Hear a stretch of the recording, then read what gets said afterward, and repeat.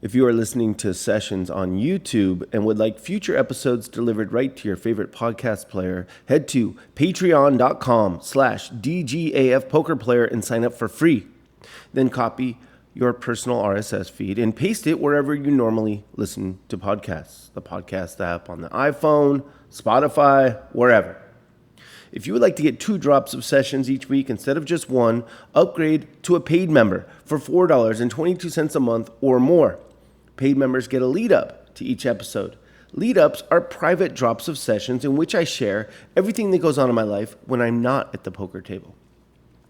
According to hundreds of listeners, many of whom have been paid members since 2019, the lead ups are the juice.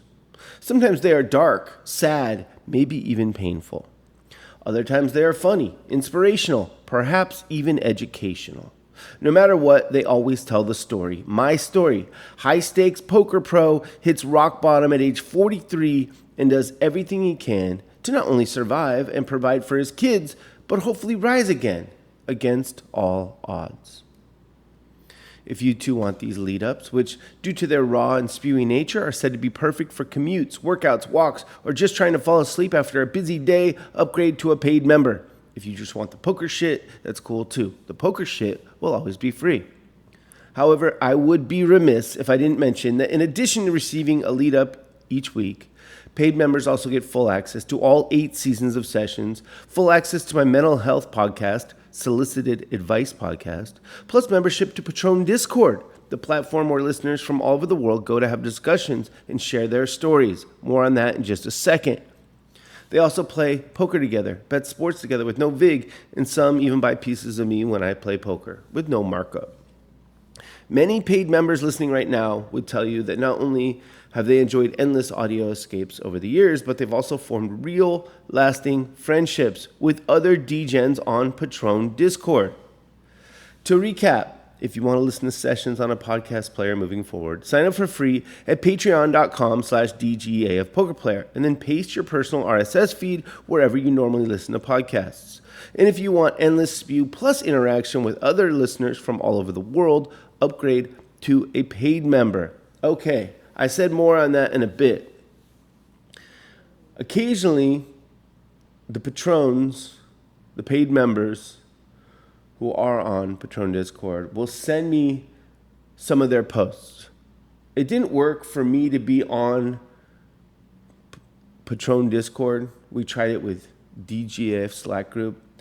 What inevitably happens is people start judging my content, start giving me life advice. And think about it, it's probably no fun when you get life advice from your dad or your partner.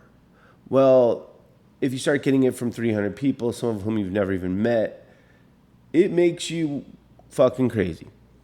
It makes you, it's just not a good fit. But anyways, it's better for all these people that like this weird spew that is sessions to get together and share their stories. Enough about my fucking story. You guys have heard I'm overexposed. I've told my story, every last bit of it, on multiple platforms for well over a decade, well over 2 decades, starting on 2+2. And anyways, sometimes they share with me what they write. And this is from I Can Add, one of the OG patrons. And this is someone who lives in Kansas City. He's a Chiefs fan. They're going to lose to the Chargers this year. It's just going to happen. Mahomes is washed. And Herbert is going to be MVP this year. Anyways, I Can Add, very successful businessman, and he's a family man. And I've read some of his stuff, but this is what he sent me. Summer is just beginning to fade into fall. Unfortunately, my father-in-law is fading day by day into a nightmare. We're now seeing the first signs of his speech being affected by ALS. Each week, he slips a little further into the prison his body has become. Watching helplessly forces me to confront how short life truly is, and it makes me question whether I'm spending my own time well. Work, though the results have been good, hasn't been fun or fulfilling. I think often about making a change, but remain stuck, waiting for the inevitable and wondering what comes next. This isn't it, but I'm not sure what is. I also recognize the blessing of having that choice. My children are thriving, my marriage is strong, and we're fortunate to have freedoms and options that few enjoy. For now, I move forward on the path, more trudging than walking with intention or purpose, knowing the time to step off is near, maybe for a rest, maybe to find a new peak to climb. Until then, I try to keep perspective. So that was one post he wrote. And so it's someone dealing with a loved one that's getting old, and that's part of life's cycle, and it's tough, and it makes you think about your own life, and this is something I can relate to. I feel like all I'm doing is working. I have been for 8 years now, but that's only like 16% of my life. So as long as I find a way out of working every day soon, I can live with that. But I just found that very relatable, and that he started to vent his frustrations and like not having fun at work. And then he immediately said, I'm so fortunate. And I do this too, where I'll talk about a bad lineup, I commentate it, and I immediately say, because I want to tell the story. You know what I mean? Say, I'm happy to have the work. And is work always supposed to be fun? I don't know, but sometimes it can be. And I just really enjoyed his writing. And then he sent me another thing. I've been thinking about enough. Maybe telos has an answer from a more enlightened writer than I have read. So telos is another patron. He's a philosopher in the Midwest. I believe he teaches at Notre Dame or somewhere similar. Something like that. He's an awesome dude. I've hung out with him in Vegas. I've hung out with both these dudes in Vegas. And this is the Patron Discord. It's people from all over, not just United States, but there are people from other countries as well. And so he's smart. Here's a smart businessman saying, maybe I should talk to this smart philosopher. Maybe telos has an answer from a more enlightened writer than I have read. When is enough? What is enough? How do you determine that line between achieving and enjoying? When do you shift from creating security to consuming? Why is it that nothing is better than leaving home and nothing is better than coming home? As a parent, when is enough? When what we give our children becomes a burden instead of a gift? When do we have enough of everything but time? How do we know when enough is enough? I know there's not enough time. I watch with pride as my children grow, realizing I'm halfway done with the time my son will be at home. That decade has felt like a moment, and it has to be enough, because in another moment, that will be all the time to be had. I know, or at least I feel, a shift is needed. I have lost my edge. I'm not as invested in my work, but for some reason feel there's more to do. I do not know what I would do if I decided I have had enough. I like this one as well. Taps into the... this dude's just a good dude, good father, and very fucking human. He's an achiever, but he doesn't want to be a workaholic because he wants to live his life. He's realizing that. And kids growing up too fast. That's the one area where I excel mentally, is I just stay in the moment with my kids. Sure, I loved it when they were small. I love them now that they're getting older. I loved my son when he was a cute little boy that would be on my back and when we would do shamu in the pool. And I love now that every time I walk by, he jacks me with his forearm and says he's bored, man. I really try and stay in the moment, or I don't have to try, it just happens, where, yeah, they're growing up so fast, but I love it. And so that might be one area where I'm actually better than this guy mentally. But it's very common. Oh my, that happened so fast. Well, I don't know. It's his story, and it's many people's story. That's just one part I can't relate to. And maybe it's because I'm such a spaz with my kids. Like, I'm in the water with them still at the beach and whatnot. But I don't know. This win is enough. I don't have that struggle yet. I need to get out of debt fucking first, and then have something before I can question if I have enough. But I really appreciate not only this dude, but his engagement with the community. He's on some of the old episodes, and him sharing his thoughts. And when you share your thoughts, you feel better and you get feedback, and hopefully I provided a lot of relatable stuff in there. And I think just like my kids are growing up too fast is anxiety. Just get in the moment. You got to just stay in the fucking moment. And with your kids especially, with your career it's different. You do have to look back and look forward a little bit, or you'll just grind yourself to dust if you're a workaholic. But I got lucky. I got sent a couple things this week, and so this is a little bit different. Sessions drop, but this is the real shit anyways. So let me take a sip of this Diet Dr. Pepper and tell you about something I got from Jeb Beach. So this is from Jeb Beach. This is the guy. He was Canadian. He's since moved to the United States. I think he still lives in the United States. And he is an acting coach, and he's an actor, and he's a father, and a poker player, and a podcast listener. And he's the one who taught me how to read aloud. I used to be the nut low at reading aloud. It was painful. I would write like a cool story for an episode, and then I'd read it, and it was fucking rough. And he helped me with that, and he also just helped me with my delivery in general, which has really paid dividends. This podcast has been successful for 8 years. Not many have. Not many subscriber podcasts last this long. And I've also used that in commentary and just, certain principles he taught me. Like, just talk to someone when you're talking. And, just have someone in mind. It doesn't have to be one person. It can be a few. It can go from this person. But if you're doing that, you keep it personal and it's engaging. Anyways, cool motherfucker who's an actor and an acting teacher. And I was dealing with some toxic shit in the poker world. Someone trying to fucking scam me or talking shit about me for their benefits. Something very standard that I deal with all the time. And I was walking into the Hustler to commentate, and I got this text message from Jeb. It says, I don't know if you remember, but the first time you interviewed me, my daughter, then 4, made a cameo. You talked briefly with her about being an actor. I had sessions playing today when I picked her up from camp. I told her she was on it, found the episode and the moment, and played it for her. She's almost 10 now.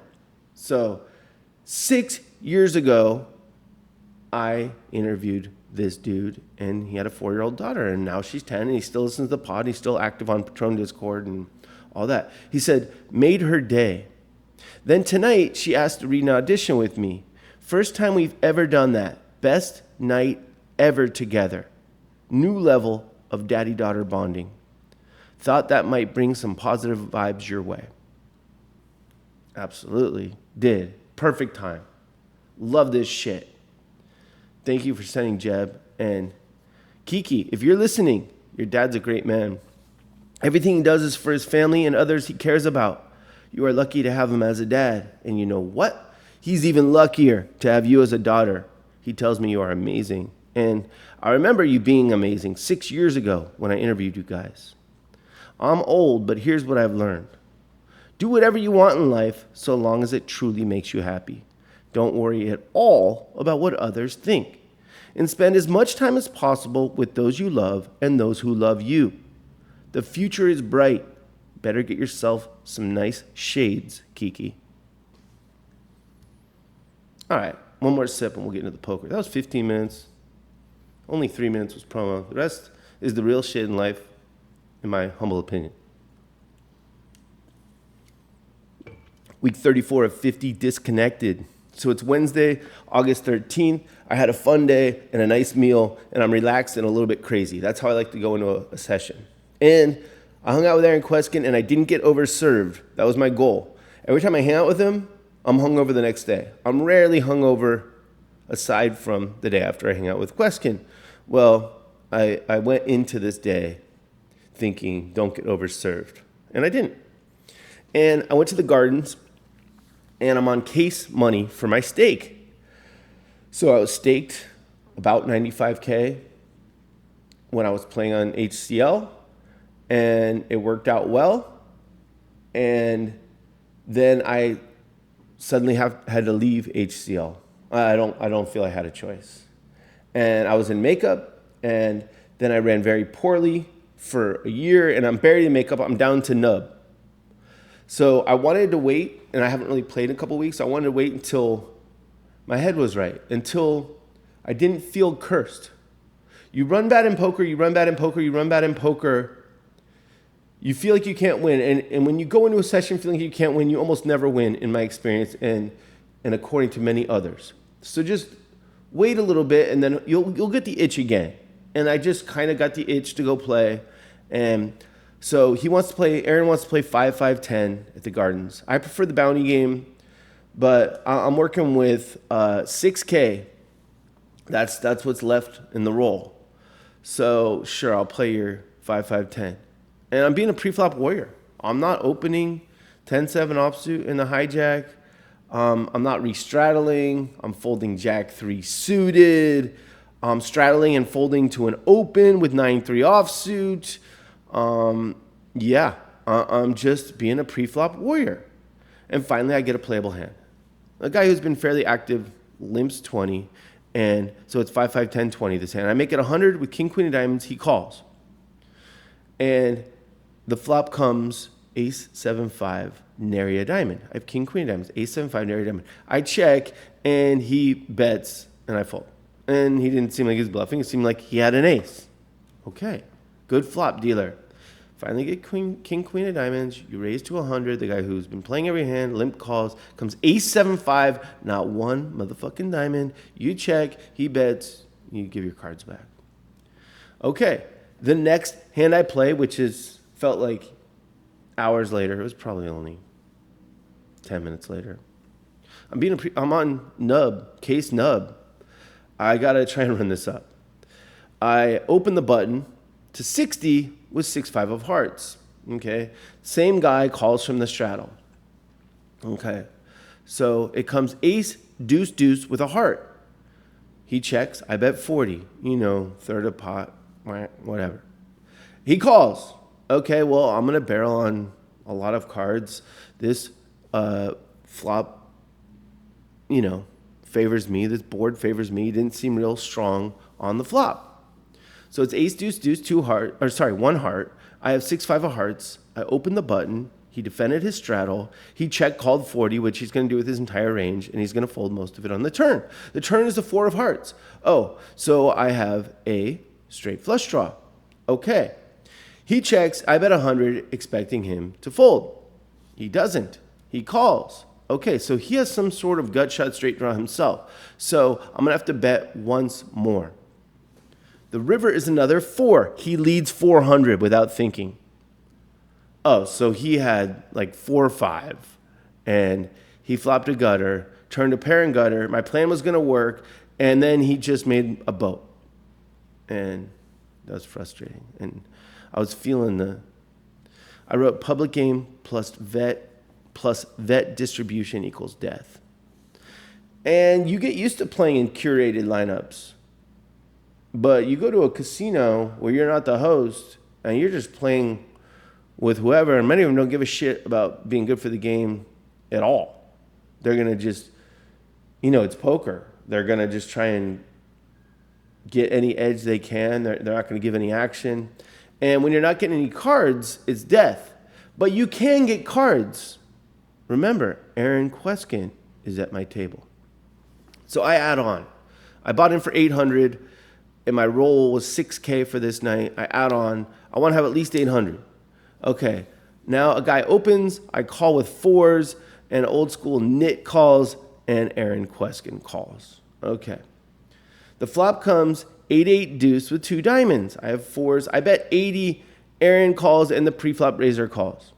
Okay, I don't like this. The turn's a queen, and they check to me, I check. And the river's an ace. They check to me, and I check. And Aaron had 8-6 offsuit. Flop trips. Pre-flop raiser had queen 10 of diamonds. He flopped 2 overs and a flush draw. He turned me as well. No money went in on the turn or river.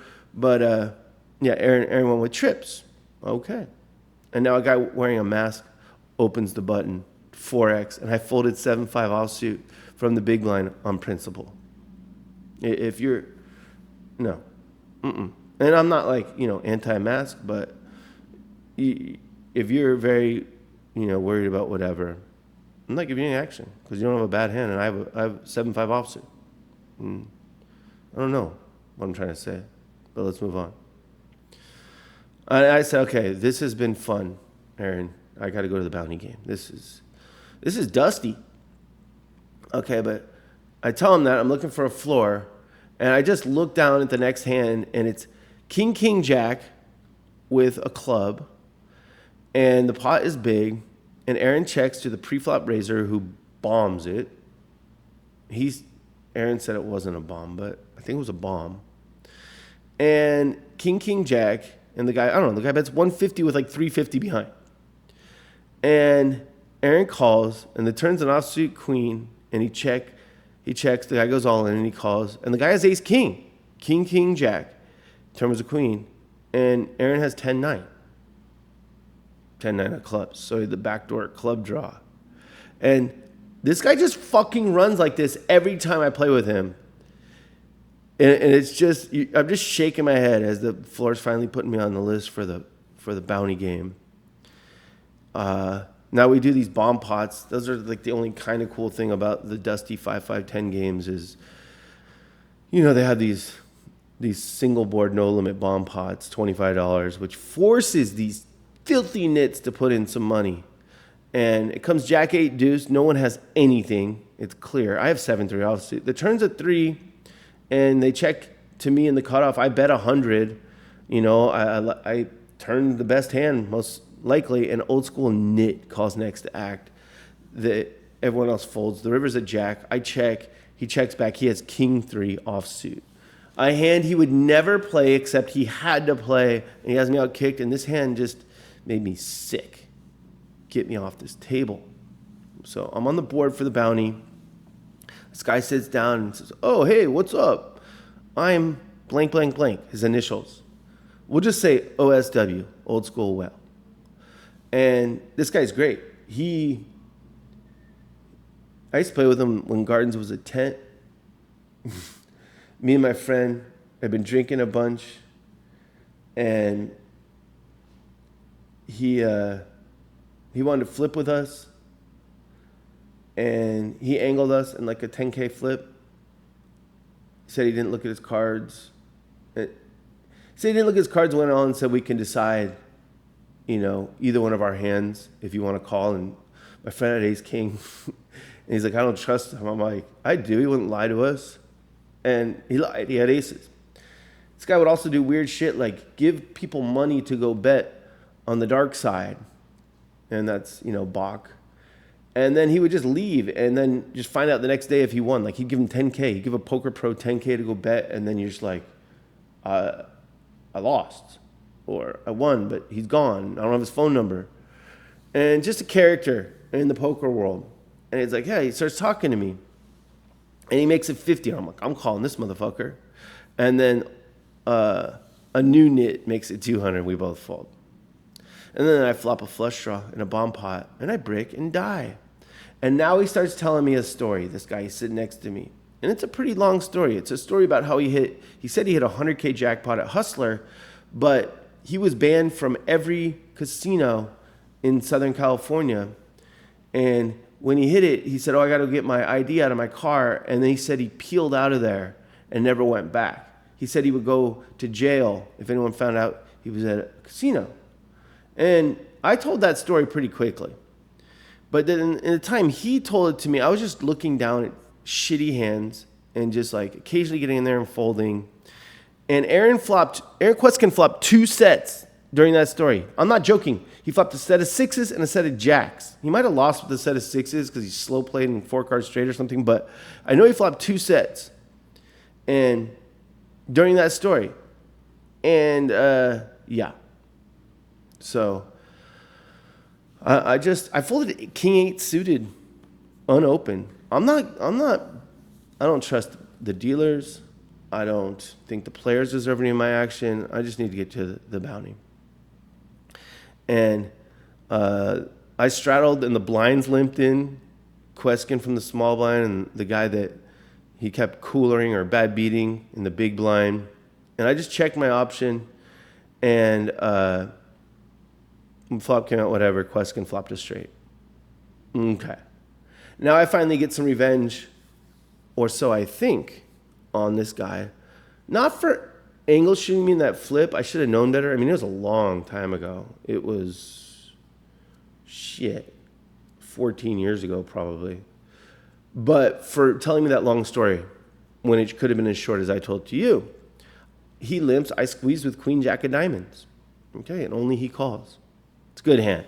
It comes ace, ace, 8 with 2 diamonds.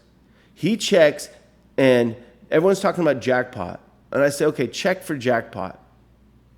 I don't know.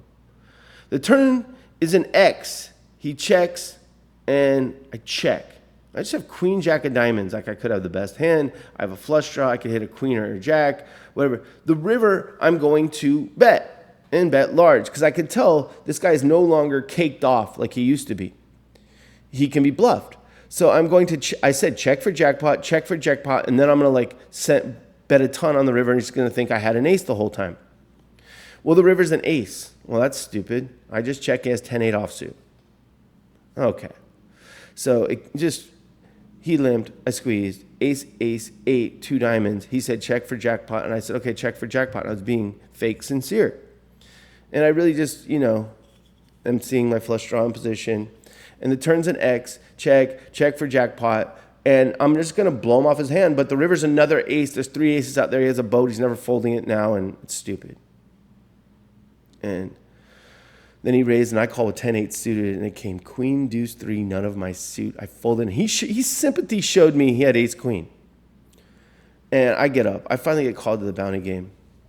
So I was in the 2 seat, and I get up and walk around the table, not behind the dealer, around the players. And Aaron is in a pot with some pro, maybe, in the 5 seat. And the pot is getting pretty big, and you can see the pro's about to bet. And the pro's not looking at Aaron, but Aaron's looking up to me, nodding like, I got this. And he might have been overserved. And I'm like, I gotta just watch this. And the board is 5, 3, 2. They put in money, and now turn 4. And the guy bets, and Aaron goes all in. The guy calls, and the guy has 6-5, and Aaron has 7-6. Turn to better gutter. And whatever. I finally get to the bounty game. I've had a different, experience than he has so far. He's up heaps. I'm down, I don't know, $1,000. I take a piss and post my 25 at the bounty game. And I just, same thing, I'm just folding. And finally I get one of my laser reads that some guy is just isolating this woman. We'll call her Britney Spears' mom. She kind of seemed like Britney a little bit, but obviously, well, actually she could be close to Britney's age, but I only knew Britney when she was younger. I didn't know her, but you know what I'm saying. Britney Spears' mom. She's probably close to my age. And she was someone people were trying to isolate. And so I saw that he was trying to isolate the way he threw his 75 in, and I made it 225 from the small blind with jack 5 and took it down, and confetti fell from the ceiling. I won a pot. I fucking won a pot. And now on the bounty, I got the bounty button. And now it's a bomb pot for one reason or another, and I get 9 deuce offsuit. Great. It comes queen 10-5. This woman named Julie bombs it. I'm going to fold the 9-2 here. She shows queen 10. Okay, then I have 9-3 offsuit. And then there's just a pretty cool hand where Brittany's mom completed in the middle blind. I wasn't really involved in this one, but it's just worth telling. She completes in the middle blind. This is 5-5, 10-20. And it comes ace 10x, and a grinder bets, and she calls ace 10x. Turn king, he checks, she checks. River 10, he bets 100, she raises to 200. If you guys can figure out what this hand is, you're genius. Okay, this is Britney Spears' mother. Okay. So it's 5-5, 10, 20. The guy in the first 5 folds. He's a grinder. The guy in the second 5 calls 20, also a grinder. Brittany's mom puts in 10. And then the guy with the 20 behind her checks. The flop comes down ace 10x. The first grinder bets, I don't know how much, like 60 and 80. And she calls. And the other guy folds, ace 10x. Turn king, he checks, she checks. River 10, he bets $100 and she raises it up to $200. What's her hand while I take a sip? It's pocket jacks. Yeah, just one grinder limps in from the small blind, the first blind, or the second blind, whatever. One of the grinders folds, one puts in 15. You look down at jacks, you put in 10 more. The option checks, you got jacks, comes ace 10-4. Grinder bets, you decide to call. The other guy folds, turns a king. He checks, you check. There was a 10, he bets 100, and you min raise. Jacks. This hand brought a smile to my face, and that ain't easy to do at the poker table these days. Meanwhile, I'm looking down at 8-3 offsuit, 9-3 offsuit. Finally, I got a monster. Queen 9 offsuit. Do you know how good this hand looked? It looked like the Mona Lisa. And it's a bomb pot. And I'm just so excited. And the flop comes out 8 deuce 3. Someone bets and I fold. And Julie raises to 85. She is awesome. Awesome DGen at Gardens. And I look at 8-5 and I'm thinking, is it a sign? Should I get in there with the fun player hand? No, not at this state. Not with the roll being where it is. We're stuck over $1,000. Started with a 6K roll. And anyways, Julie ends up all in against one of the grinders. Not for a huge pot. And you know what I would have made with that 8-5? I would have made 8 high. So the grinder lost to Julie, which is a win in the poker world. He had jacks, she had king queen, and it was like maybe a 3K pot, and he was complaining about it. And he had 8K in front of him, and it's an 800 max buy-in. I had to do some breathing. And now I got a chance to ISO Brittany's mom. And it's I just did it by, what did I do here? Oh, I raised the suited connector. She called. And it came ace, ace, deuce. Same thing as before. Ace, ace, deuce, one of my suit. I bet 50. And she just made it 400. She just 8x that raise. Ace, ace, deuce, rainbow. I folded and she showed me ace 6 offsuit. So she's protecting trips. And I've heard that's smart. I should do that. Maybe that's why I don't win. So she called. I ISO'd her. She called. I bet 50 with like 5-6 suited on ace, ace, deuce, one of my suit with the range advantage. And she quickly made it 400 with ace 6 offsuit. Britney Spears' mom. I looked at 8-3 offsuit, 10-3, 2-3 offsuit, 10 deuce offsuit. I was just running like this for a long time. And just kind of sipping my Crown and Diet because they don't have Jameson there for some reason. And then I finally get ace, king of spades. And I open, and the coughing grinder 3 bets. Really nice grinder. I don't want to say his name. But after every action, he coughs. He goes, like, call.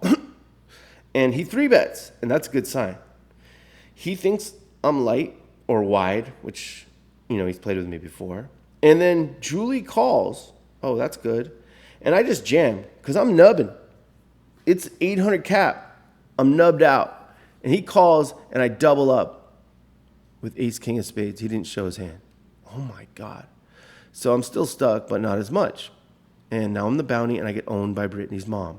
She owned me every single hand, doing just the craziest shit, and just giving me a price to call, and then I miss, and then I bink like top pair, and it's no good. She made 2 pair. It's just, I get 5-4 suited again in a 3-way pot. It comes jack 4 deuce. I overcall a small bet. The turn is 5. I was out of position, so I just led Jack 45 and got called. And the river's a jack, and I check, and my opponent checks, and they had Jack 9, so they rivered trips. Okay, so I got counterfeit, and then I won the bounty, and then I got Queen 4 of spades, and it came Ace Jack 10, and everyone checked, and the turn was a 10, and Brittany's mom bet, and she seemed very light. I just called, and there was a queen, and she checked. I just checked back my queen. I was good, and so I won the bounty, and that's nice. You collect 25 from each opponent, and I want to keep it going. This is how I could win at the Gardens, is play the bounty game and just win, a bunch of pots in a row. I do better typically when there's less players at the table and it's still full-handed at this point, and I'm still, not getting a lot of good cards. I wrote in my notes, just fucking death, trust me. So I was not happy. And I 11x'd King 9 after some limps, and only the bounty called, and it came 5-4-3. And I checked, and the bounty jammed. I folded, and they showed Ace 6 offsuit. Okay. And then I had to pay them $25 more. And Brittany's mom was just owning my face in the weirdest ways. And here's a fun hand. Someone makes it 50. I call with pocket 8s. Like a nitty pro type makes it 50. I call with pocket 8s. One of the grinders calls, not the coughing grinder, because I didn't hear a cough on this hand. But he coughs after every time he puts a chip in the pot. I don't know. He's a nice guy. Anyways, I guess it's just 5-5-10 at this point. Not everyone's straddling. And guy makes it 50. Nit grinder. I just call with 8s. I'm not going to try and get Brittany's mom out of the pot. I'm going to let her come in. Grinder calls. She makes it 90. She min raises from the big blind. This guy just calls. This guy, and this is the grinder who was trying to isolate her before. So now I know he's not strong, and the other guy can't be strong. And I have pocket 8s, and she shouldn't be too strong min raising there, and I just send it in. But before I send it in, the grinder looks at me like I'm taking too long. Oh my God, man. You're just complaining about jacks losing to king, queen, and you're up 6K or 8K or whatever. And I was just thinking about what to do because, I'm on case nub. And so I send it in. He folds. Brittany's mom snap calls the other guy. Tank folds. Okay. The flop comes king, king, deuce. Pretty good flop for 8s. I show my 8s. She shows king, queen offsuit. Okay. We got to go deeper into the nub. And can't get anything going. I am the bounty, and I try and win a pot knowing that my opponent is weak. But it was Julie. She tanked, and called. And while she was tanking, my friend from PLO came up to me. And I showed her my hand. Because she's in the tank. I'm trying to get her to fold her hand. I stuffed it on her. It was nub, whatever. It was like my third buy-in. It was part of my third buy-in. And I stuffed it on her. I'm trying to win the bounty. And she's in the tank. And so I want to convince her to fold. Or I want to do what I can do. And people don't usually show their friend their hand when they have bad hand. And I said, look, you think I'm going to win with this? And my friend just starts laughing and walks off. Motherfucker. And then she calls. I'm down 3K. And I double up Brittany's mom again. Okay. I'm down more. And I 11x with something. And one of the grinders 3 bets. And now I'm quickly down 4,500. I have $1,500 left in this nub. And this is the best play in history. It's a bomb pot. Everyone's in for 25. It comes ace, king, 4 with 2 hearts. A cool pro. A pro I like. I won't say his name either. I try and protect the innocent. But there's a pro there that seems pretty cool. Reminds me of Adam Johnson back in the day. He leads 100. So there's 200 in the pot. Everyone puts in 25. He leads 100 on ace, king, 4, 2 hearts. I have ace, queen, offsuit. The turn is a offsuit 7. He bets 300 and I fold. I don't believe he's semi-bluffing there into the field, and I don't believe that's a semi-bluff on the turn. I believe I was in trouble with ace, queen off. And that was the best play in the history of poker. And then Queskin walks by and says, I just made the sickest call. He's drunk, going to the bathroom, telling me he just made the sickest call. And I wrote, I'll kill someone. And then I wrote tilt and put a green check mark. So I'm keeping track of my tilt. I'm definitely on tilt. And then I doubled up. But I didn't have time, or I wasn't able to, I don't know. I doubled up for nub. And then I made 2 pair and doubled up, and then I lost a bunch back with a draw. And then I hero called Brittany's mom and won a pot, and I built my stack to 2K.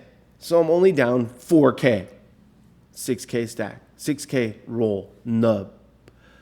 And Brittany, her mom, makes it 75. And I'm the bounty. And I call with 9-3 suited. I mean, you got it. You're the bounty. The flop comes 9-5-4, 2 spades. And Brittany's mom keeps winning pots against me and losing to everyone else. So she's always nubbing around the 700 or 800 mark.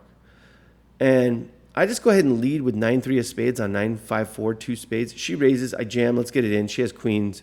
I turn to 7, pick up a gut shot, straight draw, and then I'll break out. And now I'm back down to like 1,200 again. It's an automatic spot. You're going to call very wide against Brittany's mom when you're the bounty. That means everyone's going to pay you 25. And you flop, top pair and flush draw against Brittany Spears' mom. You're going to go ahead and get that money in. And she had queens and held. I need to sit.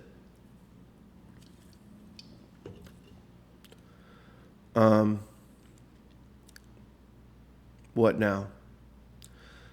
I squeeze A7, an Armenian grinder on my right calls. It comes queen 8-4, and I just go ahead and pot it because I feel like he only called pre-flop with a pocket pair, and so either flopped a set or he didn't. And if he didn't, he's calling a small bet, but he's not calling a big bet.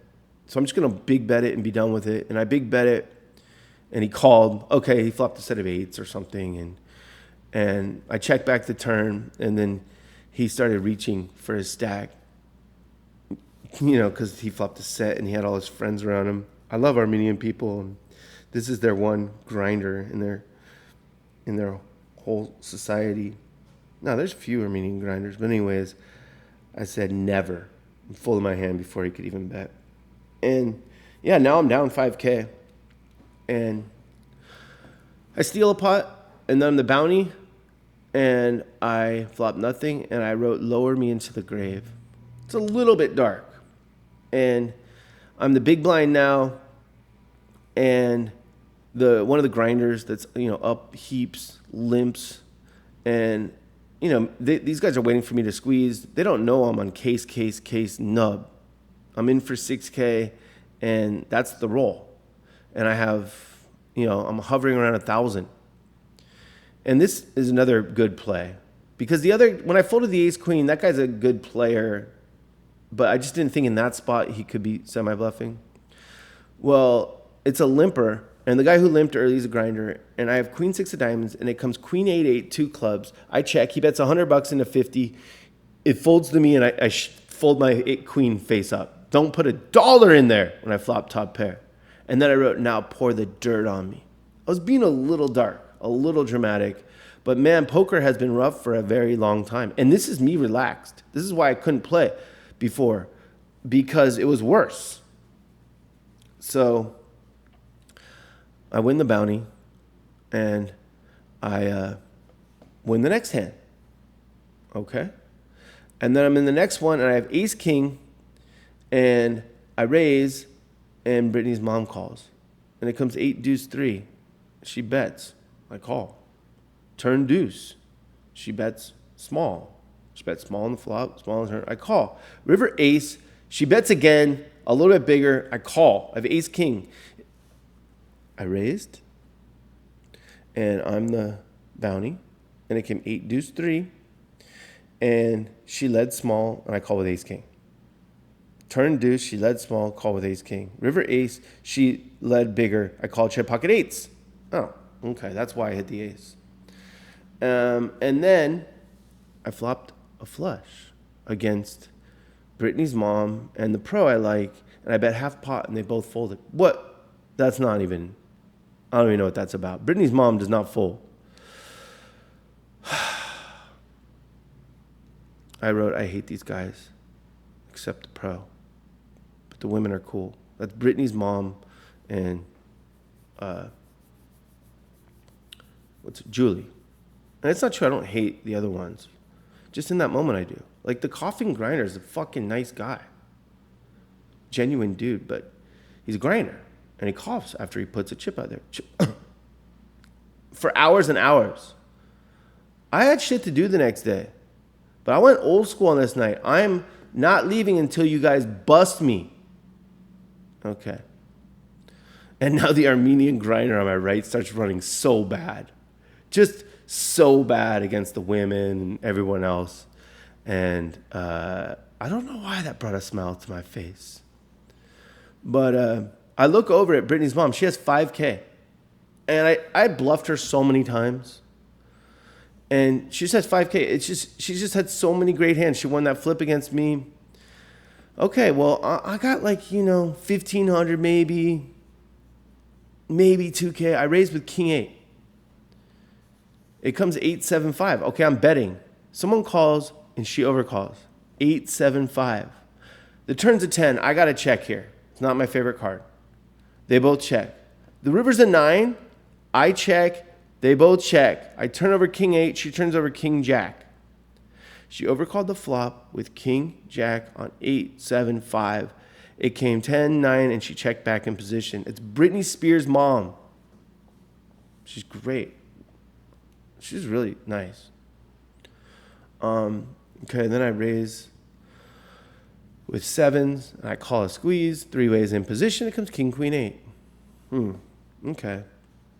So I'm just playing on and on until they bust me. Just, pour the dirt on me. And I have maybe 1,600, something along those lines. I have 9-8 suited. And you better believe I 3-bet that shit. And it came 9-8-6 rainbow. Oh, I love this.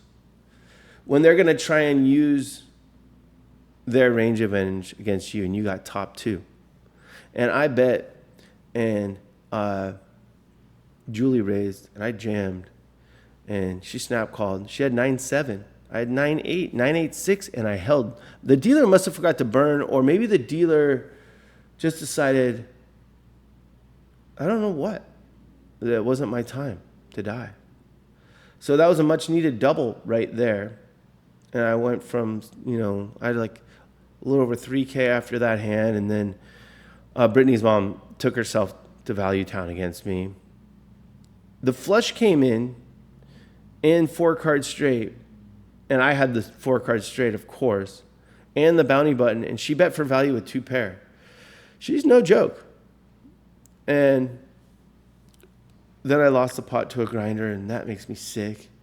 And then I single raised pocket kings, and they all folded. That was a little suspect. And I just played on and on. It's fucking 5 in the morning now. 5 a.m. I got shit to do. I'm not a poker pro. I can't do this anymore. But when you're down to the nub and you need a dub, well, you always need a dub when you're down to the nub. You really need a dub. And I could come back with 2K or whatever, but no, and it got shorthanded, and I started winning pots, and I was about even.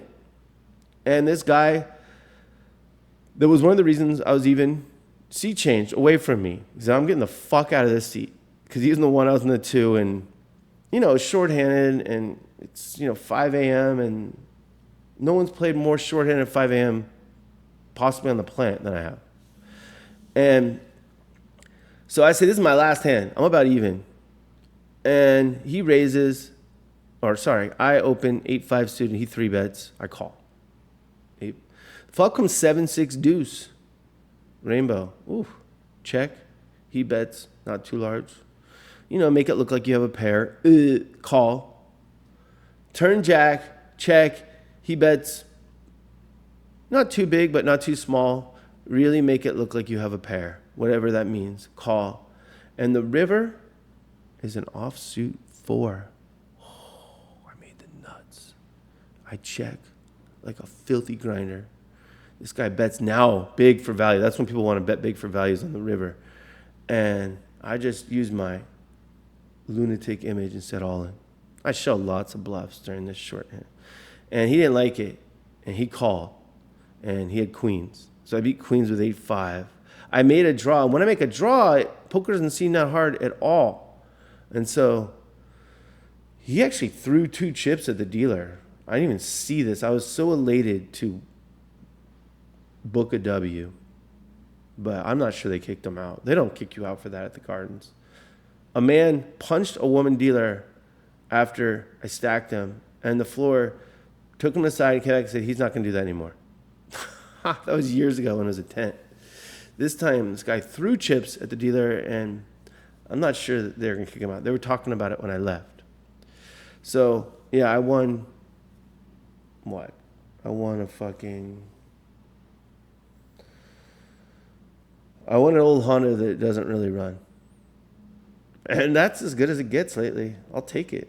You want to hear what happens next? You got to become a paid member at patreon.com/DGAF poker player if you just want the poker shit.